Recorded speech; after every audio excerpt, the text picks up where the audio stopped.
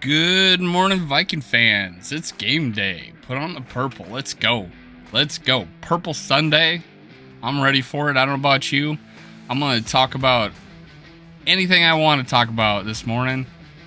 So, hey, let's get started in 3, 2, 1.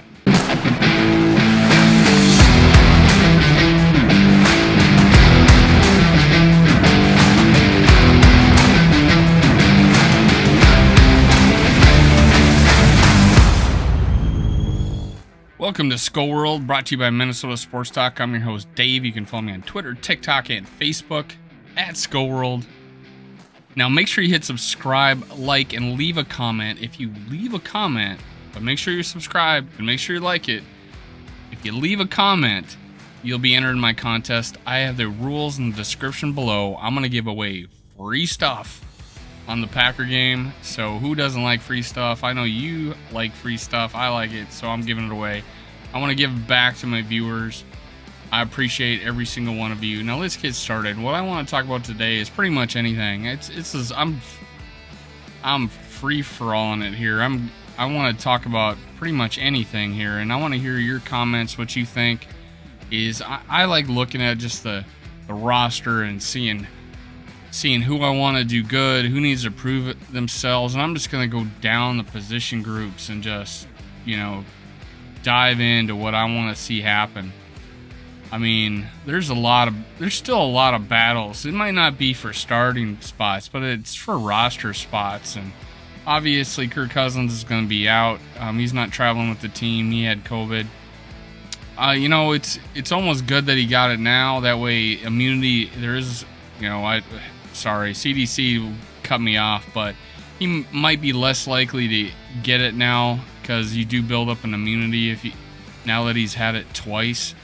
And it does, and the CDC reported that, hey, you guys reported that it gives you like a 4-month window of immunity. So hopefully that's the case. Hopefully he doesn't miss another game because of it. Hopefully none of our other players do too. If you didn't know, the restrictions that the players went through, like you couldn't eat at the same table as people if you weren't vaccinated, all that crap, all that is gone. It's really if you after 5 days you're not showing symptoms, I guess you can rejoin the team. So that's awesome. That's the same way in my kids' kindergarten.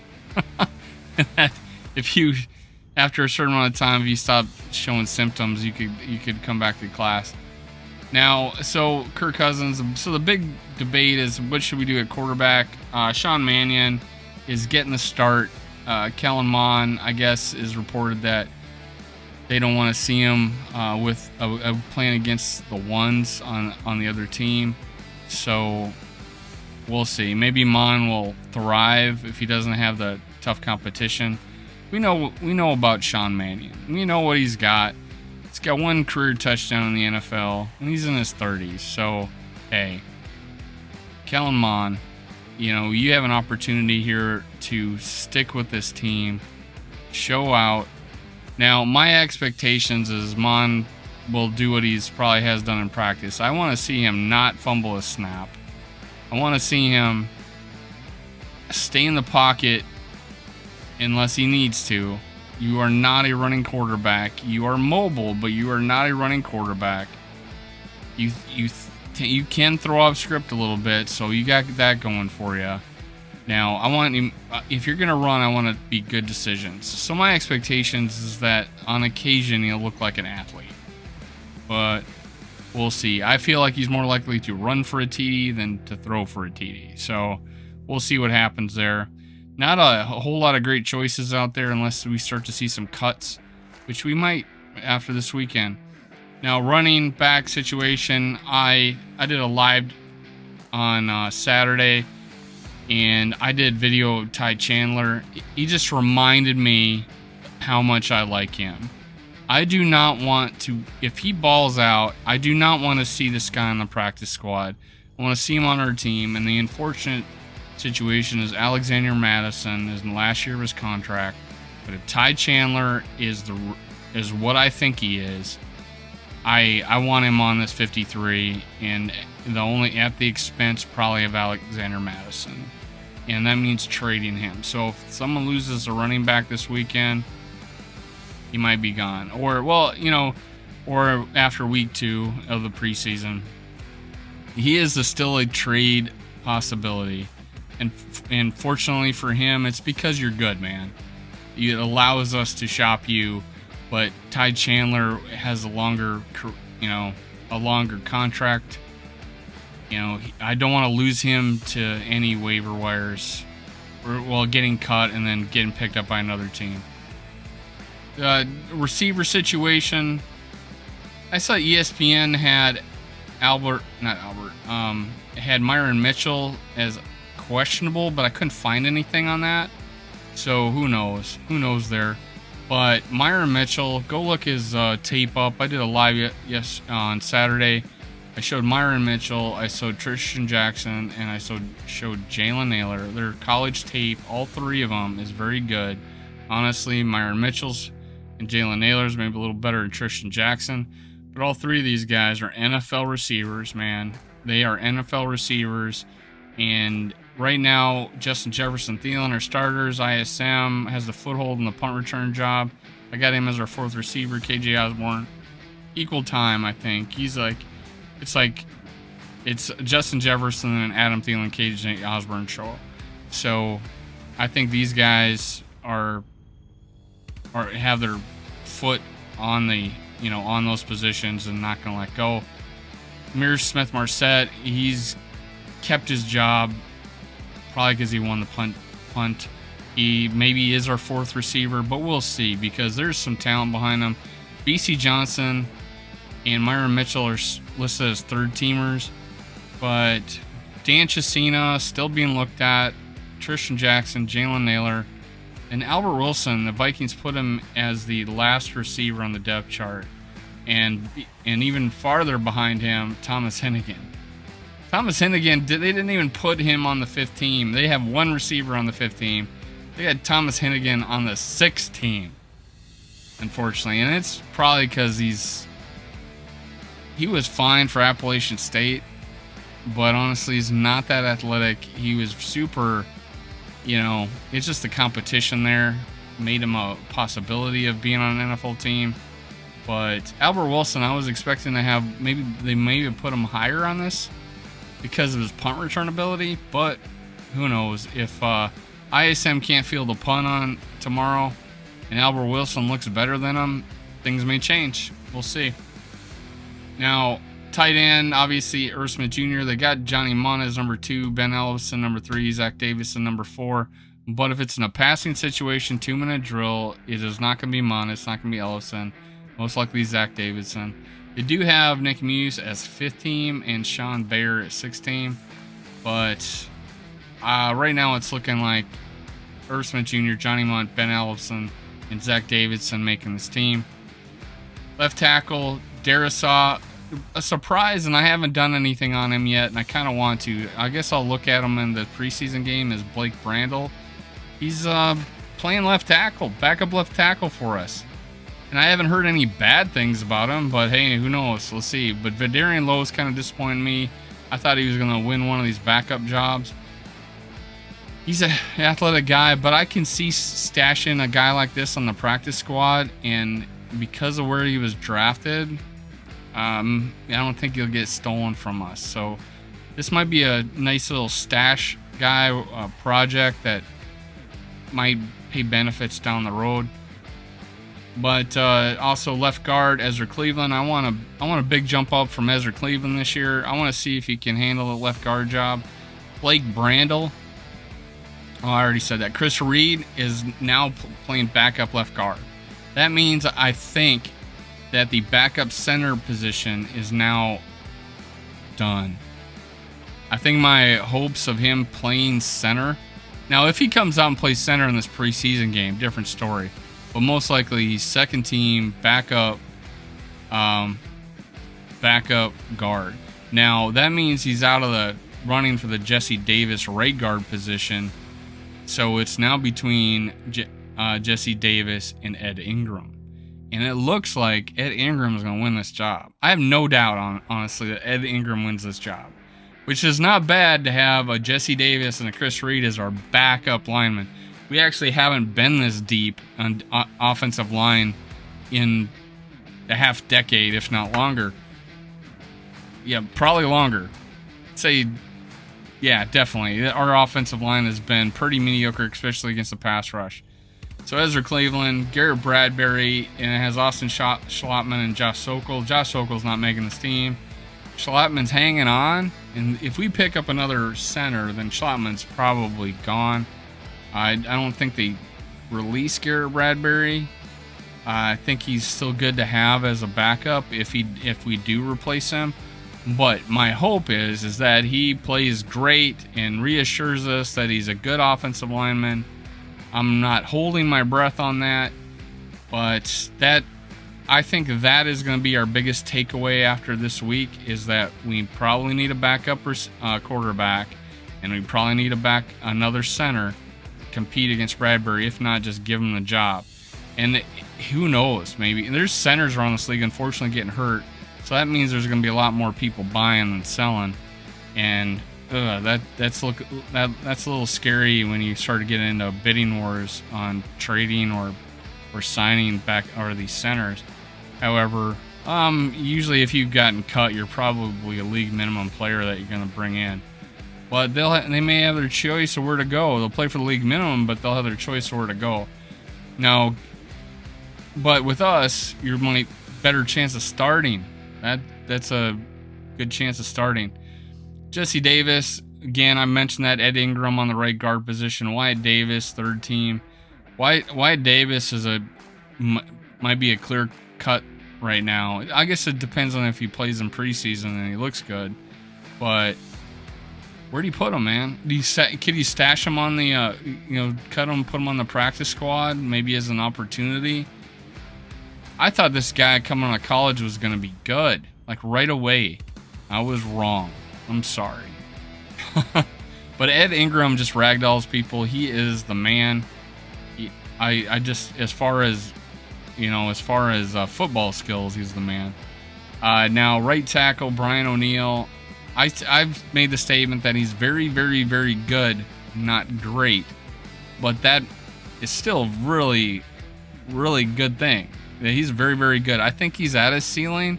Who knows? But maybe Danielle Hunter and Zadarius Smith and whoever lines up against him will make him even better as a player.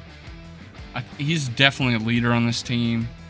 I like him. He's the right kind of guy. He's got the right stuff. Darisaw and him could be our bookend, tackles for the next 5 to 10 years. Well, getting pretty old if it's 10 years, but somewhere in that range, 5 to 10 years.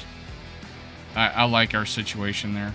CJ Ham, Jake Vargas playing fullback. We know who's going to win that job, and I doubt we keep 2 fullbacks. We might keep a fullback on a practice squad, though. There are 16 spots, and if you really think the fullback is a good position, then you're probably going to want a backup there. But yeah, I don't see that really happening. I see if Ham gets injured or something, that we'll just go 3 wide all the time and not worry about having a second running back. Anyways, now the defensive side of the ball, outside linebacker Danielle Hunter. They got Patrick Jones II, and I don't want to say his name because Luigi Lane. I cannot say this guy's name, and I haven't heard it said before. His third team, Andre Mintz's fourth. I was maybe wrong.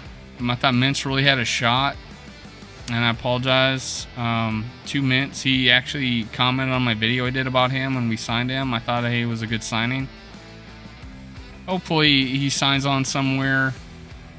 This is just such a deep position group now, the outside linebacker position. Now, the coach has been raving about Patrick Jones II, and that's good to hear. He was a monster in college, and I really wish him well, and I hope he does well. Now, the other outside line, well, let me go to the defensive end on that side. Armon Watts, who lost some weight. I expect good things from him. Now, a guy that's intriguing, because he has awesome college tape, and go look him up, Jonathan Bullard. That's Bullard. Jonathan Bullard was a monster at Florida. He was every bit. He was, if you wanted, hey, here's a defensive lineman, that's what a defensive lineman should look like. And it's pretty intriguing, the fact that he has now got himself on the second team, who I didn't even talk about. And after this week, if I see that he does good, I'm going to do a video on him. And that's Jonathan Bullard. Jalen Twyman, big comeback story. I don't know why he's on the third team. I don't think he doesn't. I think he makes the team. I want to see how he does in this game. I hear his name occasionally come out of camp, but I want to see him play. We'll see what he does there. And then Julian Taylor, fourth team. Harrison Phillips at nose guard. Nose tackle. Now this is my worry here. Harrison Phillips, a good run defender. He says he's a pass. That's his favorite thing, is rushing the pass. That was his thing in high school. But he just played within the defense. If he can get some pressure up the middle, awesome. I'm not worried. They got T.J. Smith as the backup nose guard, not Tomlinson. The backup nose guard is T.J. Smith. And I couldn't really find a whole lot of video on him, but I did find all his plays from a bunch of plays from him playing against Ole Miss. And he just was pushed out of the play consistently the entire game. I don't know about him. I'm a little worried about there. Now, Ndamukong still out there. His price tag is a little too high apparently right now. But if we go out there and Harrison Phillips can't get a pass rush with our three linemen, and then T.J. Smith's a backup, and he doesn't do very well, I'm thinking we might become buyers on Ndamukong. T.Y. McGill, third team. I heard good things about him. I need to go look back, and I hear good things come out of camp about him, but I'm not sure what the deal is, why he's third then. And then Tyrese Stevenson, don't know a thing about him. Defensive end, Dalvin Tomlinson. Second team, James Lynch. I really like Lynch, man. I really like his enthusiasm, and he looked great coming out of college. And unfortunately, I believe he got injured and didn't see a whole lot of time. But I'm a big fan of James Lynch. And Otamau from Minnesota Gophers, third team. Kind of think he makes the team just because they don't want to expose him. He's a relatively higher draft pick. I don't think they want to expose him to getting picked up off the practice squad and getting, if we cut him. But hey, makes the team. He's depth. He's a typical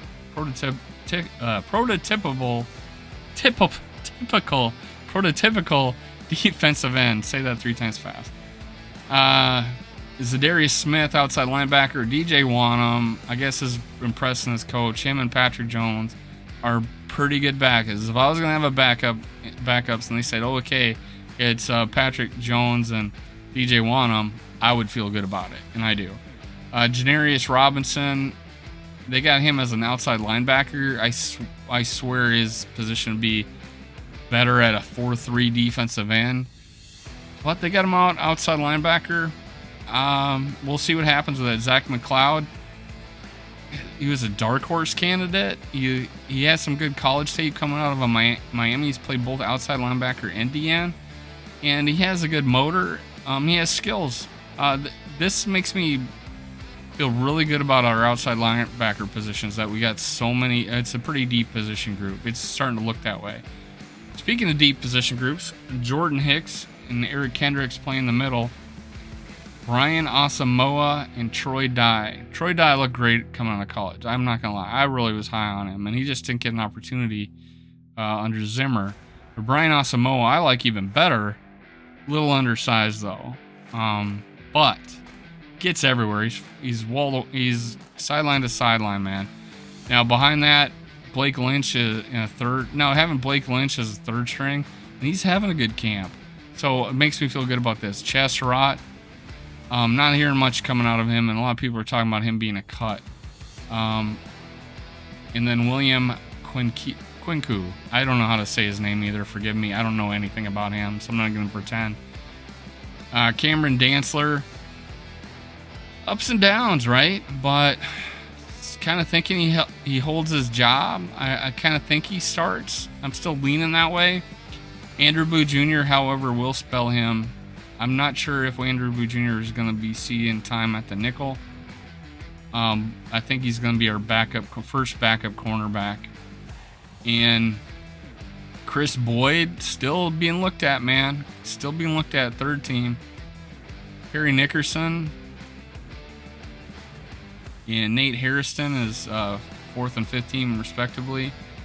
Patrick Peterson, Shannon Sullivan, second team. He's probably our primary nickel right now. Caleb Evans, he's on the third team. So I was going to say right now, it's according to this depth chart, looks like Cameron Dantzler, Patrick Peterson, Andrew Boo Jr., Shannon Sullivan, Chris Boyd, and Caleb Evans are our six. Harry Nickerson, Harrison Hand, Nate Harrison, and Ty Smith all outside looking in. Ty Smith's out. I think he got burned by Naylor in practice. He looked terrible. Harrison Smith is our safety. Josh Metellus, who I had at one time making the team. I'm still pretty borderline on it. Mike Brown. There's Cameron Bynum. So Harrison Smith and Cameron Bynum are the starting safeties. Josh Mateus and Lewis Seen are backups. And then Mike Brown, Miles Dorn. I like all these guys, honestly. I like them all. It's good to have this problem. I felt like it was a pretty deep, one of our bigger deep position groups. But it looks like here Lewis Seen is getting the start, according to Twitter. That's cool. So I think maybe Harrison Smith is probably not playing, and that's why he'll probably start out as Cameron Bynum and Lewis Seen. We'll see. Guys, so I've reviewed everything here. Things I'm really looking for is that wide receiver competition, the competition at right guard, whether or not we have a good enough quarterback. Now, I think, again, going back to the guard, I think Ed Ingram is doing it, man. He's making it happen. How long has that right guard position been a problem? All right, so we'll go there. Cornerback, probably still a competition between Andrew Boo Jr. and Cameron Dantzler. Chris Boyd apparently still there. So, and then outside linebacker, we're solid there. We're just solid there. I'm a little worried about nose tackle. So I'm worried about nose tackle, back, tight end, center. The guys I'm really excited to see let me go up here. Guys I'm really excited to see is Ty Chandler. I'm really excited to see what our backup receivers are going to do. I'm excited to see Ed Ingram play. I'm excited to see our outside, what our 3-4 defense will look like. I'm just excited. However, my expectations is we're not going to look as good as the Raiders right now. They already played a week. Now it's our week. They're going to play some of their starters. We're going to play less of our starters. We have maybe two quarterbacks that are struggling right now and need to find their way. We get a lot of weapons, even on the second and third team, as far as skill positions on the offense. And our defense is probably still finding its way. But hey, it's only week 1. I think we'll grow big time after this. I'm not too worried about what our season's going to be based on this game. Now, hey, that's it. This is Minnesota Sports Talk. I'm your host, Dave. You can follow me on TikTok, Twitter, and Facebook at SkullWorld. Now, make sure you subscribe, like, and leave a comment. I want to give away free money, and that's how you enter my contest. The rules are in the description below.